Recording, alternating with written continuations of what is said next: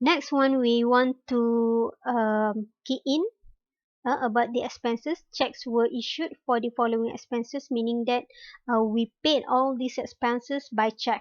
Okay, maksudnya bank lah. Kita bayar rental by check, salary by check, and travelling by check, which is rental from the bank. Semuanya lah daripada bank lah, sebab kita bayar guna check kan. So now tadi saya dah bagi tahu dah, the master account adalah account yang repetitively berulang, ataupun sama ada di purchases ataupun sales, ataupun account yang kita tak nak buat.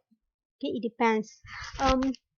So now untuk 3 transaction yang terakhir ini, account yang sentiasa berulang adalah account bank lah, because you pay all these 3 transactions, all these 3 expenses by check, which is from the bank. So account bank yang sentiasa berulang dekat sini. So why not we make bank as the master account, right? So in order to change them, you have to move your cursor until the master account. Gerakkanlah.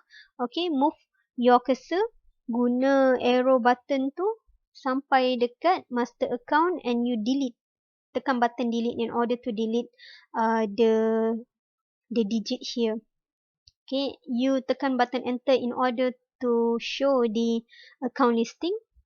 So make bank as the master account because bank sentiasa berulang for these 3 transactions. Okay, so make bank, tekan enter. Right, tekan enter lagi. So for the batch number, okay, tekan enter to show the batch listing. Since we pay the expenses by check, which is from the bank, so why not we choose cash book bank? Okay, you jangan pilih cash book cash because kita bayar guna check, right? Which is check is from the bank, and choose batch number 5 here. And tekan enter. The batch title will be changed accordingly. Period, you don't have to change because it is still under the January. And tekan enter to change the date, 31st January. And tadi kita dah bagi tahu dah, since kita tak nak buat bank, okay, sebab bank sentiasa berulang, so tak perlu buat bank, tak payah fikir pasal bank. So left for the rental, salary and travelling. So that is why for the account number here, you have to change these 3. Ketiga-tiga inilah satu persatu lah maksudnya. So the first one is all about the rental. So tekan button enter to choose rental. Okay, you will see rental will be appeared here. This showed apa yang kita tengah duk buat sekarang lah. Okay, but the thing is that on the debit and credit side ini, dua-duanya boleh diisi, betul.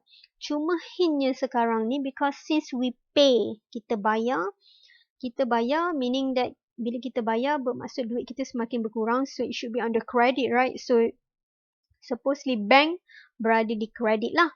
But now we are not doing bank, sebab bank tadi kita dah tak nak buat, kita dah jadikan dia sebagai master account. So bank itu perlu dikreditkan. So meaning that all the expenses ini should be on the debit lah. So you jangan letak expenses dekat credit Guys, you have to know that expenses cannot be credited. Expenses should be on the debit side. Right, so any expenses pun should be on the debit because we pay the transactions. Bila kita bayar the transactions, pembayaran itu yang perlu dikreditkan, which is either by cash or it's either by check. Right, so move your cursor until the debit column and key in 2000. Ignore the 1000 separator, enter and save. Okay, move forward. Okay, to the next expenses, which is the next one adalah salary. Tekan enter in order to choose salary. Okay, and enter again. Okay, salary name will appear here. So masih lagi on the debit column because salary adalah expenses kan, kita tengah buat expenses. So on the debit column, key in 4000. Enter until the cursor here dekat save button. And enter, save. Right, and the date still on the 31st, and the last expenses, it will be traveling. Pilih traveling. Okay, traveling name appear here, still on the debit column. 400. Enter, enter again, and enter again. Bermaksud kita save. And you will see on the debit and credit column here 6,400 balance, which refers to this total expenses that we already paid. 2 campur 4, 6 campur 400, 6,400. So bermaksud ketiga-tiga expenses ini we already recorded or already key in the software.